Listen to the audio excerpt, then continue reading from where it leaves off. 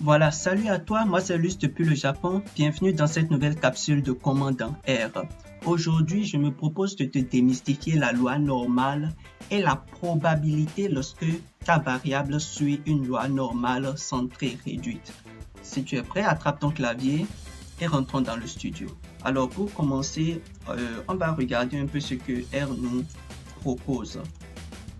Donc, regarde, lorsque tu fais point d'interrogation distribution, tu vois, elle t'envoie ici dans l'aide et puis on a une fenêtre qui apparaît là. On est d'accord? Où R nous montre enfin toutes les fonctions de base qu'on utilise lorsque on est en train de faire de la statistique de la probabilité. Tu vois la loi normale, la loi binomiale, la loi de Cauchy, la distribution gamma, la distribution F et forcément la loi normale, la distribution ET de student, la loi uniforme, ainsi de suite. Et on va utiliser aujourd'hui la loi normale, la mère des lois. Voilà, donc le principe il est tout simple. Tu vois, il y a norme ici, qui est pour normal, on est d'accord. Et puis on a D, P, Q et R ici qui sont respectivement pour la densité, la fonction la fonction de répartition. Ici on a les quantiles, c'est pour le Q ici, donc P pour la fonction de répartition, Q pour les quantiles. Et aussi on a la possibilité de générer des nombres aléatoires qui sont normalement distribués en utilisant R norme. Voilà. Donc c'est comme ça que ça fonctionne pour presque toutes les autres lois. Si c'était par exemple la loi de Poisson, on aurait eu Poisson au lieu de norme. Si c'était la loi de T, on aurait eu un T et le principe il reste le même. On est d'accord? Donc rentrons ici dans le studio. On va partir du principe que notre variable ins, ça y est, suit une loi normale de moyenne mu égale à 0 et d'état type sigma égale à 1. On est d'accord? Voilà, donc c'est avec ça qu'on va travailler aujourd'hui et après on va continuer par voir d'autres variations. Bon, ce que je vais commencer par te faire simplement, c'est on va apprendre à visualiser ce que tout ceci veut vraiment dire. Parce qu'il est très important de bien avoir à l'esprit ce que nous sommes en train de faire en la visualisant. On est d'accord? Donc je vais créer, j'utilise Spready, c'est une fonction que j'ai déjà introduite et je vais te mettre le lien dans la distribution là. C'est une fonction qui nous permet de pouvoir bien définir les valeurs de int. Donc je prends de -4 à 4 et je prends 30 observables, bon, enfin 30 différentes parties quoi. Voilà, tu peux me dire, mais Lulus, pourquoi tu es en train de choisir -4 à 4? C'est tout simple, hein? On est en train d'utiliser une loi normale, donc on sait déjà que après -3, -4, c'est pas 3, 4, que ce soit à gauche comme à droite, on n'a plus grande information à puiser. Donc c'est par rapport à la moyenne à 0, j'ai pris -4 à gauche et puis 4 à droite quoi, pour être sûr que j'ai couvert l'essentiel de l'espace. Bon, on va regarder ça sur le graphe tout à l'heure. Et puis on va faire des normes. On va mettre ins à l'intérieur, la moyenne c'est 0 et le cas type est égal à 1. Et puis on va exécuter. Et ce que la fonction des normes ici est en train de faire, c'est qu'elle prend la fonction de densité, elle prend chaque valeur de ins que nous avons créé en haut ici et elle met à l'intérieur, elle fait le calcul et elle nous renvoie la valeur qu'elle met dans y. Donc on peut faire un plot de ins et de y comme ça pour avoir déjà une idée de ce qu'on fait. Donc voilà, c'est de -4 à 4 là, tu vois. Donc on a déjà prouvé l'essentiel de l'information. On est centré sur 0 et puis c'est tout bonnement fait. Mais on peut faire mieux, comme d'habitude, on peut faire mieux. On va utiliser taille pour faire quelque chose qui est visuellement plus attractif. Je vais aussi nommer les as convenablement. Donc je vais dire par exemple les écarts à la moyenne par rapport à la moyenne. Je vais mettre à la moyenne. On est d'accord? Pour l'as de y aussi, y lab, on va dire, je vais écrire ici fonction de densité. Fonction de densité. Donc c'est la fonction de densité. Bon, mon clavier en anglais, je n'ai pas les accents, que ça ne te gêne pas. Voilà, donc et je vais choisir de paramétrer, tu vois, parce que regarde comment l'as de ins est défini là, c'est pas très joli pour les écarts à la moyenne. Donc je vais choisir de paramétrer ça moi-même. Donc je vais faire ins, enfin le tick sur les as de ins là, je vais lui dire de me laisser ça pour moi-même et j'exécute. Voilà, donc tu vois, on a quelque chose qui est relativement joli ici, qui devient de plus en plus parlant, quoi. Donc voilà, on a la queue qui est là, et puis l'écart, la moyenne, ainsi de suite. Donc je vais pas, mais il y a aussi ceci que je vais arranger. Je vais internaliser un peu le plot là pour qu'il soit bien défini. Donc pour faire ça, c'est tout simple. On va utiliser YA style. Donc on va utiliser internaliser I. Le I c'est pour internaliser, et puis je peux exécuter. Voilà, donc quand j'internalise là, tu vois, le plot est bien internalisé à l'intérieur. Bon, ce que je suis en train de faire ici, c'est rien de très compliqué, hein. Tu peux regarder en faisant deux points d'interrogation YAS F ou bien. Et quand tu le fais comme ça, bon, on va faire ça rapidement, je vais te montrer, c'est rien de très simple. Tu viens d'un paramètre graphique ici, et puis tu fais là, tu viens rapidement en bas ici, ça doit être quelque part là, voilà. Bon, voilà, ici c'est pour les ins qui sont bien développés, en bas pour les YZ c'est la même chose, quoi. Donc ici ça te dit que c'est le style des intervalles de l'as, les valeurs possibles sont R, I, E, S, ainsi de suite. Donc regarde, quand tu viens au niveau de ins là, ça fait internal, ça ajuste le graphe à l'intérieur du plot, quoi. Et puis c'est ce que ça fait ici, tout simplement, c'est rien de très spécial. On est d'accord? Et puis là maintenant je peux ajouter mon as.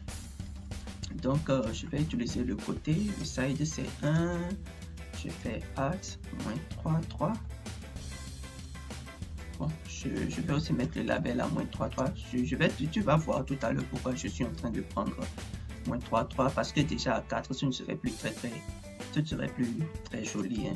Voilà, donc je prends de -3 à 3 ici pour que tu vois, on puisse, parce que si je suis à 4 ici, ce ne sera plus vraiment très joli. Donc on a ça ici là, mais je vais aussi changer un peu les tics là, et puis revoir aussi un peu la taille des caractères là. Donc je peux faire mieux. Je vais à la ligne là, et qu'est-ce que je vais faire? Je vais choisir que les tics soient à moins, attention, je les vais à l'extérieur, donc -0,1, et toutes ces choses-là, c'est des choses que j'ai déjà expliquées dans des capsules précédentes. Et si tu les as pas suivies, je t'invite vraiment à le faire, quoi. Je ne vais pas revenir dessus ici, mais ça ne veut pas dire que tu ne vas pas comprendre ici si tu suis. Donc je vais choisir à 0,8, donc 0,8 c'est mieux comme ça. Et puis je fais, bon, c'est tout simple, hein. Je vais refaire le plot pour que ce soit beaucoup plus joli. Voilà, d'accord. On peut voir rapidement ce que ça nous donne, hein. Voilà, donc on a les tickets qui sont bien en bleu là, avec le plot qui est bien à l'intérieur, qui est centré sur 0. On peut faire mieux. Regarde, je peux mettre par majuscule, hein, AB line. Je peux faire AB line, je dis sur la verticale, je dis par rapport à 0, la moyenne, le type de ligne, je peux le choisir par exemple à 3, et la couleur, je le choisis au gris. Le gris, et si j'exécute, regarde ce qui apparaît ici là, on a le point qui est bien centré sur la moyenne, qui nous dit déjà que on a bien quelque chose qui est symétrique par rapport à la moyenne. Voilà, donc elle fonctionne comme ça de façon toute simple. Maintenant on peut faire mieux, hein, en termes de visualisation. Je te montre rapidement comment on va procéder. Je fais séquence et je prends de -4 à 0, et puis on va faire je suis en train de définir simplement une séquence ici, hein. Et puis je vais prendre les coordonnées pour int, je vais définir de -4, attention de -4, je vais prendre à 0. Non, je vais prendre les valeurs de n à l'intérieur et à 0. Donc de -4 ici, hein, à la fin, je prends les valeurs de n à l'intérieur et à 0. Ça, c'est pour les last ins. Et puis, je vais définir aussi les coordonnées de y de façon très simple. En fait, ce que je suis en train de chercher à faire là, c'est de construire un polygone et de remplir le polygone ensuite. Donc, je vais mettre 0 et 1, et j'ai fait 0 là. Donc, ici, pour les valeurs de int, ça referme, le polygone est construit. Et puis là, je vais faire polygone. Je peux mettre les coordonnées de int. Attention, je veux les coordonnées de int exécuter, les coordonnées de y exécuter. Et là, je peux mettre les coordonnées de int. Voilà. et les coordonnées de Y et je choisis la couleur. Je vais prendre quelle couleur? Je vais prendre le aqua marine. Voilà, et j'exécute. Donc tu vois l'air qui est sous la courbe entre moins 4 et puis 0 apparaît ici là. C'est déjà très joli de voir ça comme ça. On peut le voir ici, tu vois, c'est bien défini comme ça. Ce que je suis en train de faire ici est tout simple. J'ai défini une séquence 0,01 pour que ça puisse être bien détaillé, quoi.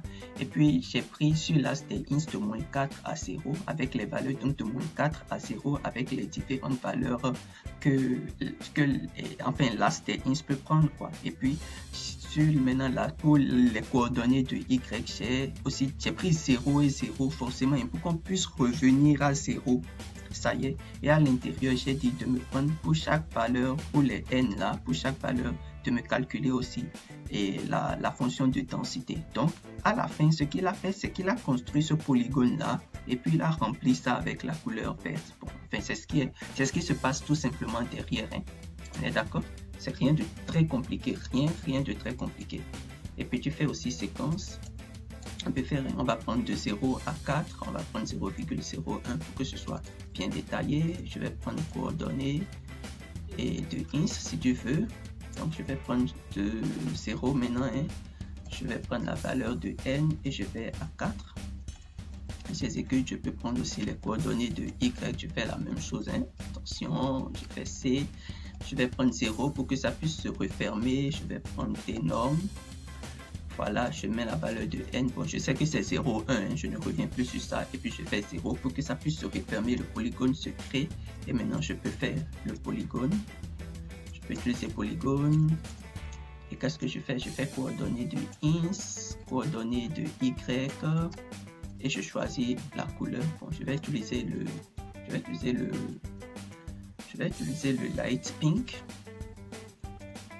Attention, light pink. Voilà, j'utilise le light pink et j'exécute. Voilà, donc tu vois, c'est tout joliment fait comme ça. Et puis, on a un graphe maintenant qui est beaucoup plus visuellement appelant. C'est bien défini, c'est la loi normale. Donc, on sait que la partie sous la courbe ici, elle fait 0,5. Et ici, la partie qui est sous la courbe ici, de l'autre côté aussi de 0 ici, elle fait 0,5 pour que la somme puisse faire 1. Voilà. Et c'est bien de définir le plot de façon visuelle comme ça, mais aussi on peut faire mieux, hein, si on veut faire des variations. Si par exemple je voudrais choisir une valeur, je vais prendre B ici. Je vais prendre B, je vais dire 1,96 et ce que je vais choisir, je vais changer tous les zéros, là où j'avais pris 0 là en B pour pouvoir automatiser, quoi. Tu es d'accord? Donc je choisis, je change ici en B, voilà, donc et j'automatise. Je peux exécuter tout et voilà. Donc lorsqu'on est à 1,96 ici, on sait déjà, hein, l'air sous la courbe avant 1,96 ça va faire 97,5% et puis l'air après ça va faire 2,5%. Ici c'est ce qu'on a ici là. Donc on peut changer encore, hein, si j'avais pris par exemple moins, si j'avais fait moins 1,96 et j'exécute. Voilà, et j'exécute tout mon plot comme ça. Voilà, j'ai l'air qui est avant à 1,96 qui est bien défini là. Et puis là, c'est bien fait. Donc, de façon visuelle, voilà comment est-ce qu'on définit tout ceci. On est d'accord? Mais il ne suffit pas d'aller avec le visuel. Il faut aussi faire des calculs et une meilleure